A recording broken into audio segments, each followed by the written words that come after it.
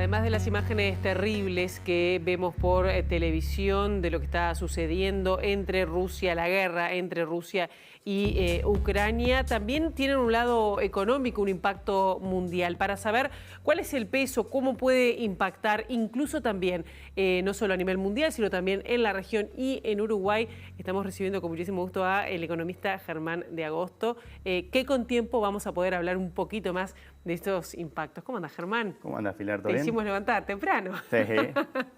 Bien, si hablamos de una mirada global, ¿no? De lo que es el impacto, más que el impacto, es decir, el peso que Rusia tiene de la economía de rusa o incluso de la economía de Ucrania en el mundo. ¿Y cuál es el impacto que tiene en la economía general? Para hablar después de ir desgranando los sectores. Y la forma más inicial de abordar esa pregunta es, por ejemplo, preguntarnos, bueno, si agarráramos todo lo que produce el mundo, básicamente el Producto Interno Bruto Mundial, y si lo atribuyéramos a cada país según su representación, según lo que aporta esa producción mundial, ¿dónde nos quedaría Rusia? Y básicamente nos quedaría en el sexto puesto. Sería la sexta, no es poco. Si lo pensamos como lo estábamos pensando en estos términos, de cuánto pesa, es un 3% de la economía mundial. ¿Sí? Está lejos de China, está lejos de Estados Unidos y podríamos decir que no es una gran potencia económica, aparte que viene de una década de un desempeño bastante macro. Y cuando miramos otros indicadores vinculados también al tránsito que hace cada país por los distintos estadios de desarrollo y de avance, ¿sí? Todavía está lejos de lo que podría ser Estados Unidos e incluso de Europa. Sin embargo, ¿sí?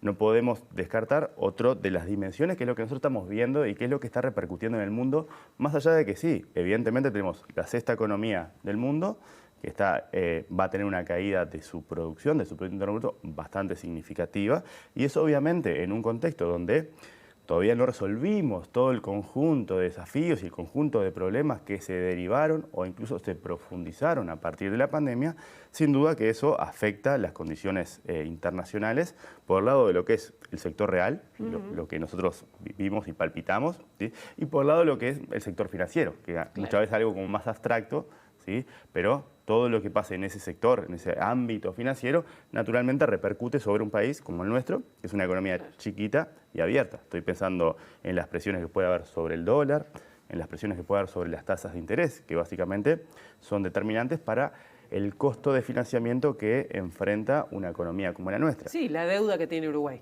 La deuda que exactamente afecta la deuda que tiene Uruguay y la forma en que va a financiar la nueva deuda que puede llegar a contraer, dado que tenemos un déficit fiscal. O sea que de alguna manera eso tiene impactos reales, dado que si bien no es una gran potencia económica, como bien decís vos, sí es la sexta economía mundial y además impactos financieros, ¿sí? Generando condiciones de mayor volatilidad y de mayor incertidumbre, y eso nunca es bueno de vuelta, desde la enclave, desde un país pequeño y abierto al mundo. Claro, el otro día estaba leyendo también algunos analistas viendo cómo esto puede llegar a impactar y ya algunas inversiones van a lugares seguros. Y como vos decías, ¿no? Como que cambian ya la dirección hacia dónde va el dinero, digamos, ¿no?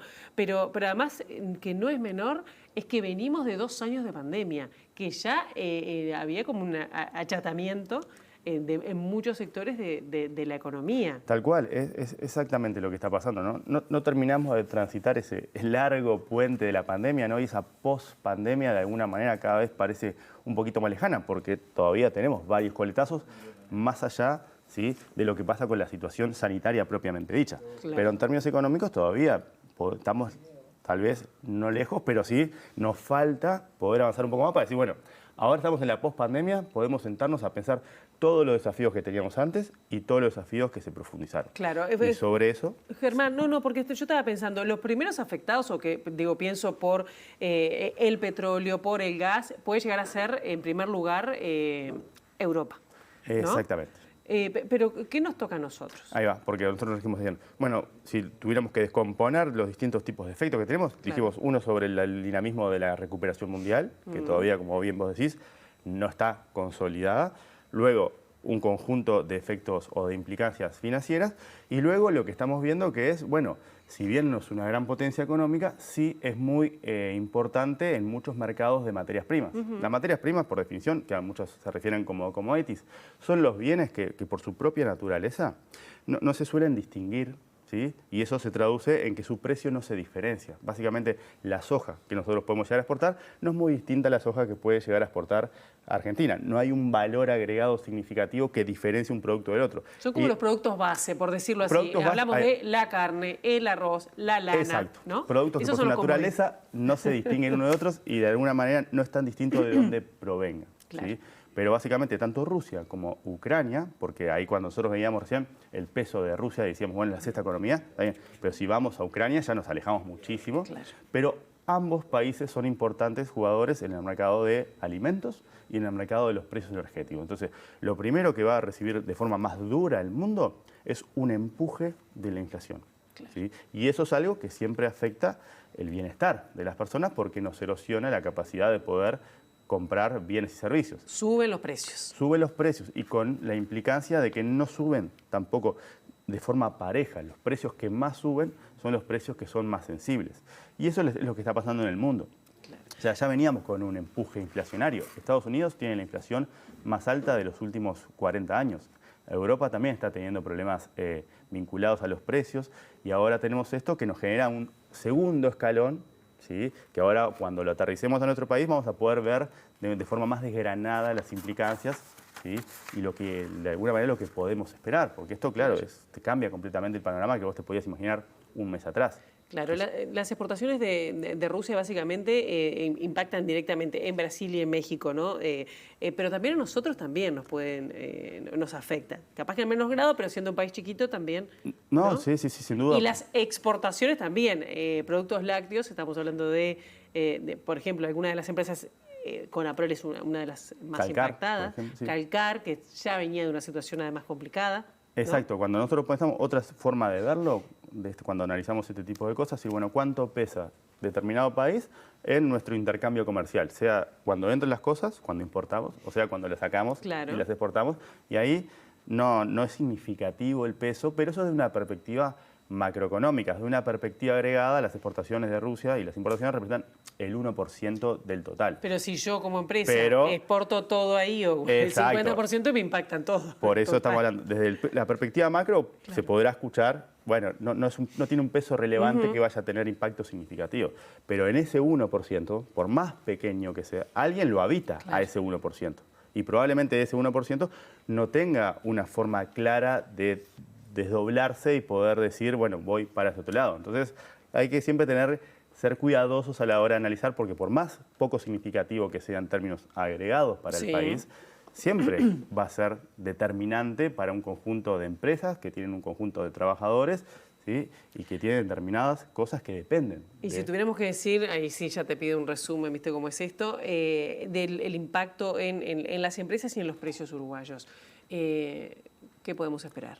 Y algo que vemos tan lejano como la guerra en la televisión, pero la vemos acá también, el impacto. Y exacto, lo que podemos esperar es un salto inflacionario, pensándolo de alguna manera, porque es cierto que también, dado que sí dijimos la aclaración de que, bueno, es el 1%, pero cuidado porque acá sí hay empresas que están dependiendo de esto, pero en términos agregados no es un gran golpe para el sector productivo uruguayo, desde el punto de vista de lo que sería la salud financiera, por ejemplo. Claro. Muy distinto de la pandemia.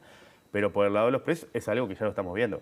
Y lo estamos viendo parcialmente, porque lo que estamos viendo es una sucesión de noticias de aumento de precios. Pero todavía no tenemos el dato de marzo como para ver qué significa toda esa sucesión, todos esos aumentos de la carne, todos esos aumentos de la harina cuando lo agreguemos y tengamos la inflación.